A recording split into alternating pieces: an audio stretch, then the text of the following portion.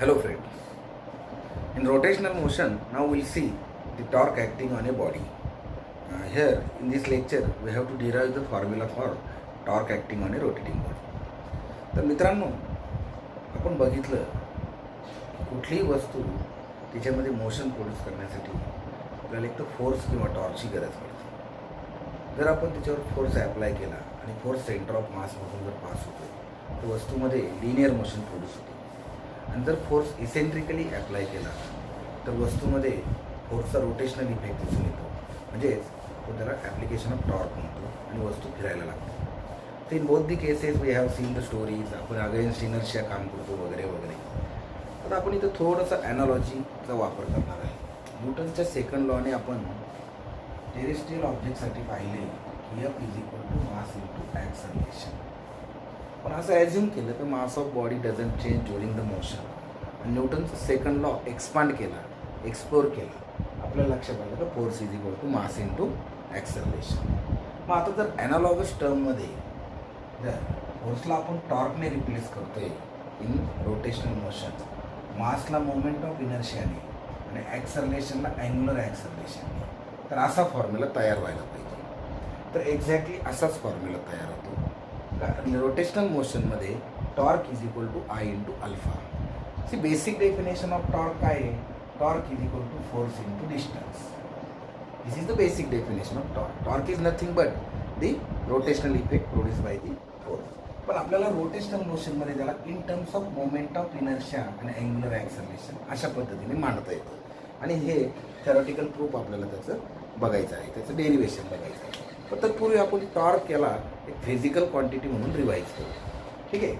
So torque it is nothing but the cross product of distance and cross product of this radius vector and your force R cross F. आता साहजिक आहे, जर force तुमचा या पद्धतीने act होतो आणि तुमच्याकडे रेडियस वेक्टर त्या पद्धतीने आहे आर बार. सो हे दोन्ही वेक्टर जर एका प्लेनमध्ये आहे तर याच्यावर जो टॉर्क ॲक्ट होणार आहे ते आपण घेताना आर बार असा घेऊ, म्हणजे तुम्हाला समजायला सोपं आहे. सो हा आर बार आणि एफ बार जर एका प्लेनमध्ये आहे तर व्हेक्टरच्या कन्सेप्टनुसार टॉर्कची दिशा कुठे पाहिजे? Perpendicular to the plane. मग आता टॉर्कच्या बाबतीत महत्त्वाच्या गोष्टी लक्षात घ्या. First thing, it is a cross product of distance and force, radius vector and force. Then you can write it as a t is equal to rf sin theta. त्या ठिकाणी जर अँगल 90 डिग्री असेल तर हा maximum असतो tf is equal to rf. त्यानंतर त्याचं unit newton metre, त्याचे डायमेन्शन्स तुम्ही newton kilogram metre per second square आणि हा metre. So it is kilogram metre square per second square. So its dimensions are m1 l2 T-2 which are same as that of dimensions of energy. ठीक आहे. तर ते MCQ point आहेत. त्यानंतर as a vector याची direction कशी असते? It is always perpendicular to the plane of rotation किंवा it is always acts along the axis of rotation. So it is again an axial vector. हा काय आहे? Torque काय आहे? Axial vector, right. ते आपण बघतो. You must have played with that object. असं आपण फिरवतो, सोडून देतो, ते वर जातं.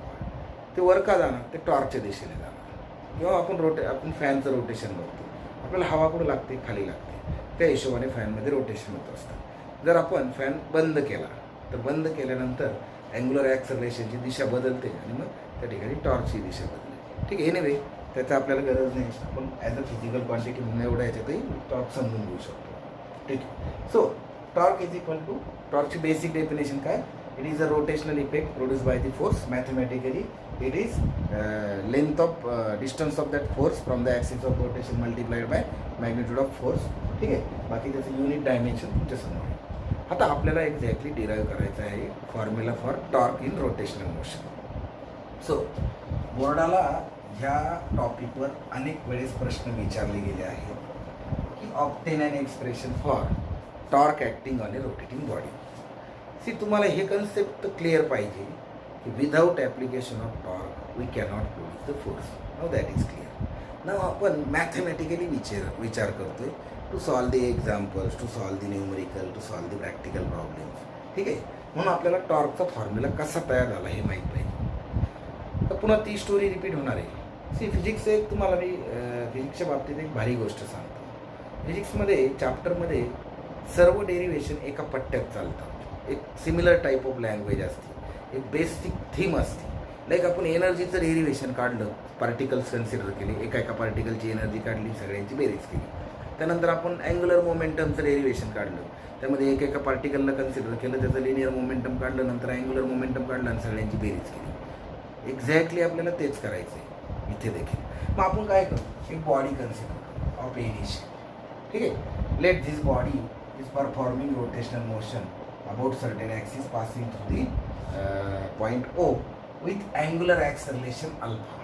आता मी ओमेगा न मानता इथं डायरेक्ट अँग्युलर ॲक्सलरेशन मानलं बॉडीचं, constant angular acceleration that is alpha. Let the body consist of n number of particles at distance r1, r2, r3, rn from the axis of rotation.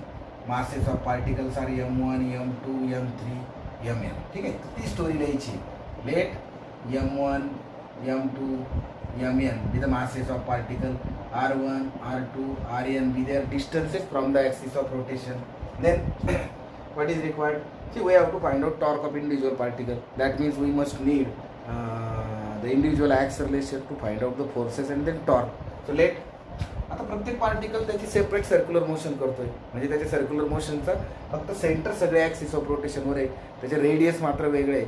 मग त्यामुळे व्हेलॉसिटी वेगळे असतील आणि व्हेलॉसिटी वेगळे आले म्हणजे प्रत्येकाचं ॲक्सलरेशन वेगळं असेल, tangential acceleration. So let A1, A2, AN be the tangential acceleration of individual particles. Now we know A is equal to R alpha. Circular मोशनमध्ये tangential acceleration is equal to काय असतं, a is equal to r alpha. So A1 is equal to किती, R1 alpha. A2 is equal to किती, R2 alpha. Like AN is equal to किती, RN alpha. ठीक आहे. Now let us use Newton's second law. काय Newton second law म्हणजे आपण rate of change of momentum सोडा. जर मास फिक्स आहे तर according to Newton second law F is equal to काय असतं, mass into acceleration. So here, if we consider the case of first particle, then the force acting on first particle is its mass into its acceleration. F1 is equal to काय येणार आहे, m1 a1. So put the value. So it is m1 r1 alpha. Similarly, f2 m2 r2 alpha. In the same manner, fn is equal to mn rn alpha. So now we have forces acting on different different particles, right? Now जर प्रत्येक पार्टिकलवर tangential force आहे आणि particle axis of rotation भोवती फिरतो, म्हणजेच त्याच्यावरती torque act होतो आणि प्रत्येक पार्टिकलचा टॉर्क आपण काढू शकतो. Let T1 be the torque acting on the particle 1. So T1 is equal to by basic definition R1 into F1. आता F1ची व्हॅल्यू काय आहे, m1 r1 alpha multiplied by R1, that is m1 r1 square alpha. T2 R2 into F2, M2 R2 square alpha, like Tn is equal to Rn Fn, that is Mn Rn square alpha. So this is how we can find out torque acting on individual particle.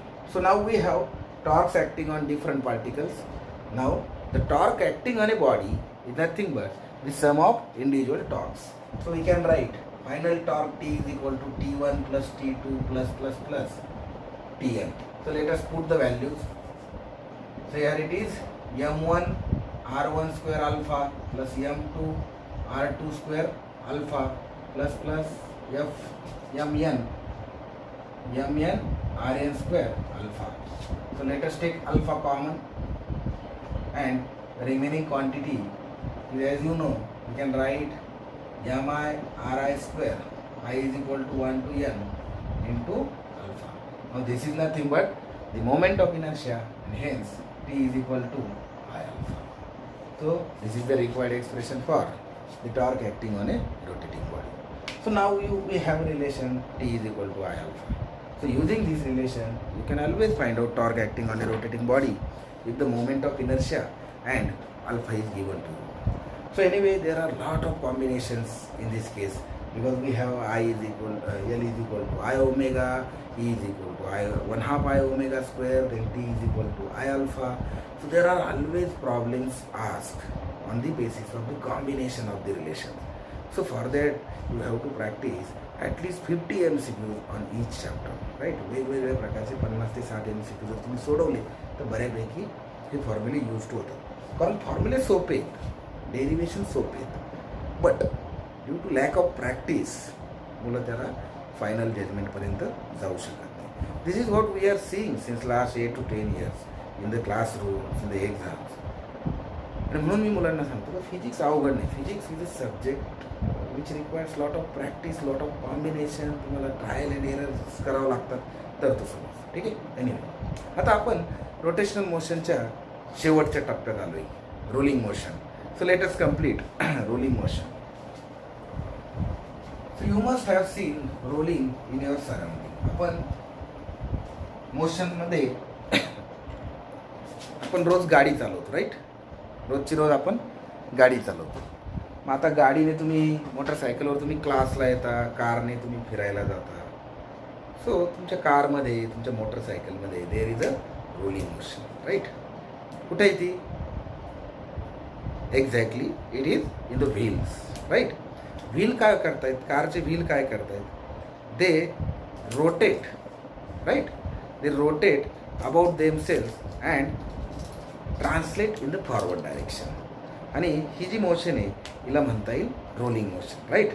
So rolling motion is nothing but the combination of rotational as well as translational motion. So आपण figure म्हणून समजून घेऊ. Suppose हे गाडीचं चाक आहे, right? आता हे गाडीचं चाक आहे. आता हे चाक स्वतःभोवती फिरणार आणि त्याच वेळेस ते समोरही जाणार. म्हणजे ते इथं फिरायला सुरुवात झालं आणि समोरही गेलं की थोड्या वेळाने गाडी तुमची इथे येणार. So this is what is called as rolling motion. So रोलिंगच्या 2-3 केसेस आहे. We can see the rolling on the horizontal plane, we can see the rolling on the incline plane. तर आपल्या पुस्तकात प्युअर रोलिंगच्या केसेस दिल्यात फक्त. तुम्हाला थोडंसं जर जेही ॲडव्हान्स पॉईंट ऑफ व्ह्यूने जर विचार करायचा असेल तर तुम्हाला प्युअर रोलिंग करून चालणार नाही, थोडंसं पुढं जावं लागेल. म्हणजे इन बिटवीन जर स्लाईड झालं ऑब्जेक्ट तर काय होणार. So any that is advance part, will cover it in that type of lecture. So here let us consider pure rolling on horizontal surface first. ठीक आहे. तर आपल्या पुस्तकात पहिला पॉईंट दिला आहे rolling on horizontal plane. Pure rolling on horizontal plane. ठीक आहे. सो एखादं ऑब्जेक्ट हॉरिझॉन्टल प्लेनवर ज्यावेळेस रोल होतं त्यावेळेस ते स्वतःभोवती फिरता फिरता काही डिस्टन्स कव्हर करतं. सो आपल्याला फर्स्ट ऑफ ऑल त्याची कायनेटिक एनर्जी काढायची, राईट? आता इथं ऑब्जेक्टची जर मी टोटल एनर्जीचा फॉर्म्युला लिहायचा प्रयत्न केला, since rolling is a combination of linear, translational and rotational motion. So its energy must be, total energy must be energy due to translation plus energy due to rotation, right? तर दोघांचं combination म्हणून total energy तयार होईल. Now we know energy due to translation. Suppose आता बॉडीचं mass आहे m, बॉडीची linear velocity in the forward direction आहे v आणि तिची अँग्युलर व्हेलॉसिटी आहे ओमेगा. ठीक आहे. तर मग आपण ट्रान्सलेशन मध्ये त्याची कायनेटिक एनर्जी लिहू शकतो 1/2 m × v² प्लस त्याची rotational kinetic energy. We have a formula for rotational kinetic energy that is 1/2 I into omega square. Here I is moment of inertia of a body, right? Now let us derive the relation. See, we know I is equal to, if we use the term radius of gyration, then we have I is equal to mk square, right? So we'll put that relation here, and again we have V is equal to R into omega. Now R is radius of body. ठीक है. So therefore omega is equal to V upon R. So we'll use these two things to put here, right? So let me put I is equal to mk square, and here it is V square upon R. Okay, I will write directly V square upon R square like this. So let me take 1/2 mv square common. What remains? 1 plus here k square upon r square, right? So this is my kinetic energy. So kinetic energy of a body rolling over the horizontal surface is 1/2 mv square into bracket 1 plus k square upon r square. See, आपण जर हा formula compare केला, हा formula कशाशी compare केला? फक्त ट्रान्सलेशनसाठी. Body न फिरता जर इथं आली तर त्याची ते ट्रान्सलेशनची एनर्जी किती असेल? Kinetic energy of translation it will be 1/2 mv square. आणि ती जर आपण गोल गोल फिरवत आणली, रोल करत आणली, तर आपल्याला एवढा फॅक्टर वाढला कंसातला 1 प्लस के स्क्वेअर अपॉन आर स्क्वेअर. साहजिक 1 प्लस आहे म्हणजे ती जास्तच असणार आहे. सो महत्त्वाचा मुद्दा काय? त्या बॉडी जर रोल होऊन जर एखाद्या पॉईंटला गेली तर तिच्यात जास्त कायनेटिक एनर्जी असते. इन्स्टेड तिथं स्लाईड होऊन गेली तर एनर्जी कमी असते. कंपॅरिझनमध्ये रोलिंगची कायनेटिक एनर्जी त्याच अंतरासाठी जास्त असेल. तो महत्त्वाचा. एनिवे, इथे 2 मार्काचे प्रश्न, शॉर्ट आन्सर क्वेश्चन तयार होतील. First question, what is rolling motion? Then obtain expression for kinetic energy of a rolling body. ठीक आहे. So this is how you can obtain the expression for kinetic energy of a rolling body. Now let us study the rolling motion over the inclined plane. So we have the case of pure rolling given in our book. So let us consider a body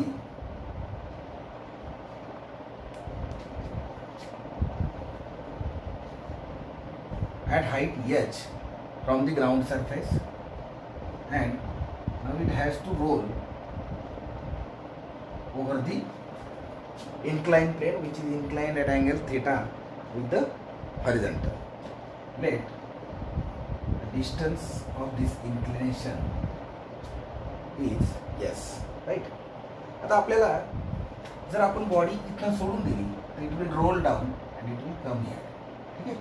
त्याचं physics समजून घेतलं. So it will come down because of gravity. Obviously इथं ग्रॅव्हिटीचा effect आहे. त्यामुळे जे काही फॉर्म्युले आपण तयार करणार त्यात acceleration due to gravity is bound to occur. Right.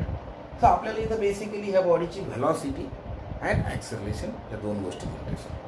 So let us first find the acceleration of body. मग आता कन्सेप्ट काय वापरायचं? Velocity of a body. आपल्याला पहिली व्हेलॉसिटी काढायची. ते आपल्याला समजा प्रश्न विचारला तर MST CET पॉईंट ऑफ व्ह्यूने याच्यावरती सोपे प्रश्न येतात. ह्या बॉडीची व्हेलॉसिटी किती असेल? राईट. तर आपण त्याच्यासाठी कॉन्झर्वेशन ऑफ एनर्जीचं कन्सेप्ट वापरतो. मित्रांनो, बॉडी ज्यावेळेस ह्या पोझिशनला आहे at height h from the ground, तिची कायनेटिक त्याच्यामध्ये पोटेन्शियल एनर्जी किती? Gravitational potential energy. See gravitational potential energy in the body is let m be the mass of body, m into g into h at this height. Right. आता ती body तिथून release केली, ती pure रोलिंगने जर खाली आली with velocity let us say v, तर तिला आपल्याला तिची पोटेन्शियल एनर्जीचं कन्व्हर्जन कशात होणार आहे? By conservation of law of conservation of energy kinetic एनर्जीमध्ये. So potential energy will get converted into kinetic energy. Now here the kinetic energy is nothing but the kinetic energy due to its rolling motion. आणि ती किती आहे? 1/2 mv square into bracket 1 plus के square upon R square. आपण आत्ताच just काढली. आता according to conservation principle 1/2 mv square 1 plus K square upon R square is equals to mgh. या m cancel होऊन जाईल. हा 2 इकडे गेल्यानंतर आपल्याला एक्सप्रेशन मिळेल v square is equal to 2gh divided by 1 plus K square upon R square. Ultimately v is equal to under root 2gh divided by 1 plus K square upon R square. So this is the formula for velocity of a body rolling down the inclined plane. So in the case of pure rolling, so this is the velocity. So you can see g is here. मी तुम्हाला म्हटलं ना याच्यावर ग्रॅव्हिटेशनलचा प्रभाव आहे, कारण body because of gravity खाली येते आणि म्हणून जी तिथे असणार आहे. ठीक आहे. आता आपल्याला नेक्स्ट केस बघायची आहे acceleration of a body. So याच्यावर प्रश्न काय तयार होईल? Obtain an expression for velocity of a body rolling down the inclined plane. Okay. ठीक आहे. फॉर्म्युला लक्षात ठेवा. हा फॉर्म्युला फार महत्त्वाचा आहे. ठीक आहे. आपल्याला या फॉर्म्युल्याचा उपयोग करून बऱ्याच प्रकारचे MCQ सॉल्व्ह करता येतात. तर आपण आधी ॲक्सलरेशनचं डेरिव्हेशन करून घेऊ. ठीक आहे. Now let us derive an expression for acceleration. See ही जी रोलिंग मोशन आहे या पॉईंटपासून ह्या पॉईंटपर्यंत ओव्हर द इन्क्लाइंड प्लेन, ही इन्फ्लुएन्स बाय ग्रॅव्हिटी, कारण वस्तू ग्रॅव्हिटेशनल फोर्समुळे खाली येते. म्हणजे this motion is constant acceleration motion. ही मोशन कशी आहे? Constant acceleration motion. आणि ॲक्सलरेशन काय तिथं? Acceleration due to gravity. मग आता जर मोशन कॉन्स्टंट ॲक्सलरेशन मोशन आहे तर we can always use the kinematical equation. So इथं जर आपण सेकंड कायनेमॅटिकल इक्वेशन अप्लाय केलं, v square is equal to u square plus twice of a s. So we can easily find out the acceleration of the body. See इथं acceleration आपण direct g जरी म्हणत असलो तरी ती inclined आहे म्हणून त्याचा कॉम्पोनंट आपल्याला काढायचं, राईट. मग आता ह्या फॉर्म्युल्यानुसार आपण इथे लिहू शकतो twice of a S is equals to V square minus U square. Now U that is initial of velocity of body which is zero. Body या पोझिशनला ज्यावेळेस स्थिर असते त्यावेळेस तिची इनिशियल वेलॉसिटी झिरो असते. आणि व्ही ज्यावेळेस ती इथे येते तिची पोटेन्शियल एनर्जीचं रूपांतर कायनेटिक एनर्जीमध्ये होतं, कन्व्हर्जन. आणि त्या हिशोबाने आपण व्ही स्क्वेअर काढलेला आहे तो किती आहे? 1/2 m into sorry V square आपण आता फॉर्म्युला डिराईव्ह केला. तो फॉर्म्युला काय आपला? अंडर रूट व्हीचा स्क्वेअर आहे म्हणून मी डायरेक्टली घेतो 2gh divided by 1 plus K square upon R square. So this is our velocity, right? And here it is 2a. Now this s, look at the figure. This is s, this is h. So if we apply trigonometry here, we can write sin theta is equal to h upon s, and therefore s is equal to h upon sin theta. So let us put this value here. So s is equal to h upon sin theta. Okay. So now acceleration. A 2 cancel होईल, हा h cancel होईल. So acceleration of a body rolling down the inclined plane will be g sin theta upon 1 plus k square by r square. So this is our final expression, right? आता sin theta, जर theta आपण 90 degree घेतला so it will be g divided by 1 plus k square upon r square. ठीक आहे. So anyway that will be the combination. So this is how you can study the rolling motion.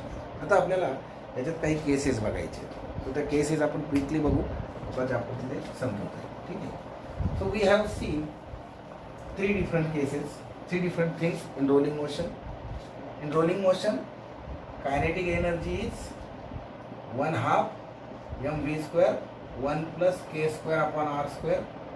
Then velocity of body is under root 2gh 1 plus k square upon r square.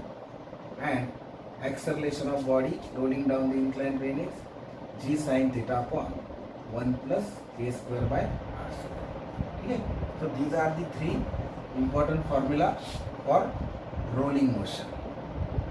Rolling motion. See मित्रांनो, एक लक्षात ठेवा, rolling ही फक्त अशाच ऑब्जेक्टची होऊ शकते ज्याचे outer surfaces curve आहे, like sphere, cylinder etcetera, ring, disc. ती चौकोनी षटकोनी ऑब्जेक्टची होणार नाही प्युअर रोलिंग. मग आता आपल्याला जर आपण वेगवेगळे ऑब्जेक्ट्स घेतले, so we know the values of radius of gyration. मी तुम्हाला म्हटलं होतं एक टेबल बनवा आणि प्रत्येक स्टँडर्ड ऑब्जेक्टची रेडियस ऑफ गायरेशन तिथे काढून ठेवा. तर आपल्याला MCQ किंवा न्यूमरिकल त्याच्यावरती तयार होतात. सपोज तुम्हाला प्रश्न विचारला, मी एका इन्क्लाइन प्लेनवरनं एक रिंग आणि त्याच आकाराची त्याच मासची डिस्क जर मी सोडली एकाच वेळेला, तर मग कोणाची व्हेलॉसिटी जास्त असेल, कोणाचं ॲक्सलरेशन जास्त असेल, कोणाची कायनेटिक एनर्जी जास्त असेल. तर आपल्याला इथं आन्सर ह्या फॉर्म्युल्यामध्ये किमती टाकून शोधता येईल. So let us try it for ring and disc. बाकी तुम्ही स्पियरला, सिलेंडरला काढू शकता. So let us consider the case of ring, right. So for ring or hollow cylinder, we know K is equal to R. Ring साठी K is equal to किती असतो? R असतो. त्यामुळे इथं हे जे रेशो आहेत हे सरळ सरळ काय होतील? 1 होतील. मग kinetic energy of ring which is rolling is 1 plus 1 2 cancel होईल. It will be mv square. Then its velocity of ring rolling down the inclined plane, ती काय होणार आहे?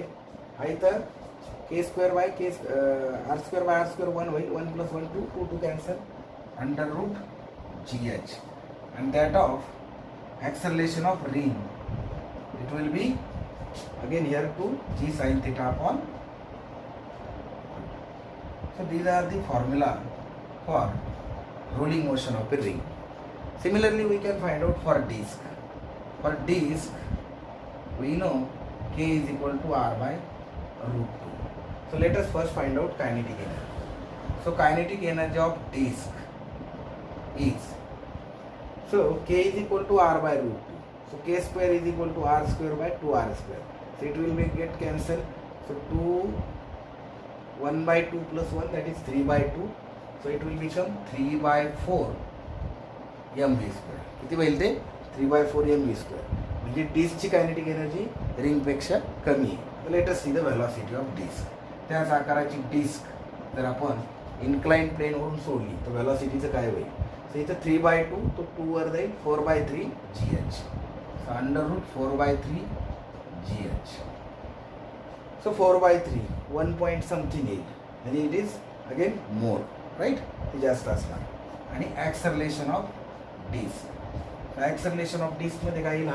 हा 3 by 2, 2 वरती गेल्यानंतर 3g sin theta upon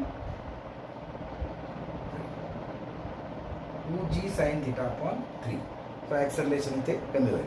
So this is how you can find out the energy, then velocity and acceleration of sphere and some other rounded objects, right? And you can always compare them, you can solve lot of problems on this. So basically हे फॉर्म्युले लक्षात ठेवा आणि प्रत्येक केसमध्ये radius of gyration बदलली तर you will get answers to the question. ठीक आहे. सो मित्रांनो, इथं रोटेशनल मोशन हा चॅप्टर आपला संपतोय. माझी तुम्हाला रिक्वेस्ट आहे, जर रोटेशनल मोशन तुम्हाला व्यवस्थित समजून घ्यायचा असेल, say I am not putting this video to show off or to show something that how I can teach the physics and all. आमचं रोजचंच काम आहे ते. फक्त लॉकडाऊनमुळे नाईलाज असतो, विद्यार्थ्यांच्या समोर येता येत नाही आहे आणि म्हणून हा व्हिडिओ लेक्चर्स आहे. See we are also coming in the online learning but will use some different processes. इमर्जन्सीमध्ये जे काही अवेलेबल रिसोर्सेस आहे त्यामध्ये मी तुम्हाला हे शिकवतो आहे. But be careful. मी काही कन्सेप्ट तुम्हाला फक्त इनिशिएट करून देतो आहे. याला डिटेलमध्ये जाण्यासाठी you will have to solve lot of MCQ.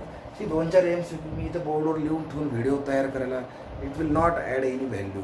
ठीक आहे. तरी आपण तो प्रयत्न करणार. I will try to find out typical MCQs from where your something can be initiated.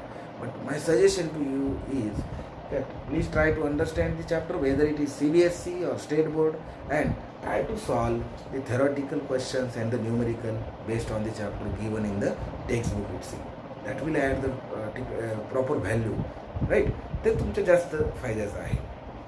आता MCQ सेशन घेण्यासाठी पहिलं तर हे सगळे फॉर्म्युले तुम्ही आधी तयार करा. सो आम्ही पॅरलली आमचा MCQचा व्हिडिओसाठी प्रयत्न करतोय. We need to identify again certain technology for that. Okay, that will do, no issue. But right now we have applications now. Use that application. Now same videos are available in Gyrus, and Gyrus Live there are lots of MCQ which are given, solved, and only thing I will not be there to explain you like this or that. Anyway, no, there is no need I think. So ha chapter इथे संपतोय. Try to solve the entire exercise. I will again put some assignment on rotational part. Next chapter. We'll start, I think, we'll start fluid mechanics. We'll go by sequence only. Thank you.